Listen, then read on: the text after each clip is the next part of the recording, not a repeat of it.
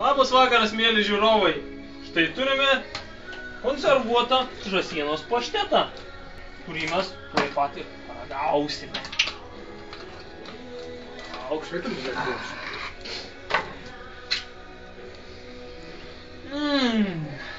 Prašom operatorių, tikinkite, kad paštetas šviežias.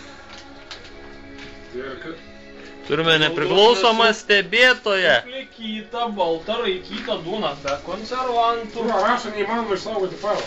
Kaip vadinasi jūsų patiekalas šiandienos? Jūsų patiekalas Vincis duona su paštetu. Ir su vynu. Beje, ką šiandien rekomenduotumėt? Kokį vyną? Šiandieną aš išsirinkau pigiausią vyną, kurį radau rimi parduotuvėje, Bianca delle Venezie.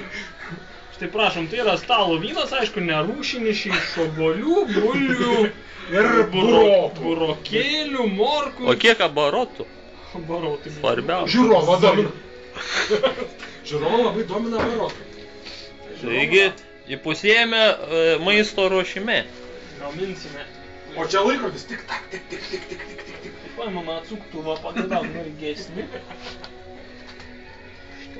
Pirmiausia, paskirstyti plonų ir tolygių sluoksnių. Atsuka kamerą.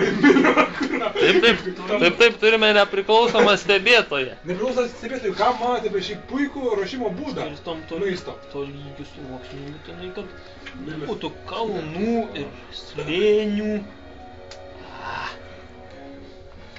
Ar šį patiekalą papuošime? Ar jis tiesiog valgomas šitaip? Kad būtų... Nepuošime. Nepuošiau. Tiesiog valgomas, sudaromas... Galima išpiešti kokį nors ornamentą, pavyzdžiui, svastiką šiuo atveju. Įrankių buvo naudojamasi prieš tai. Lygiai. Taipgi ir išbandome.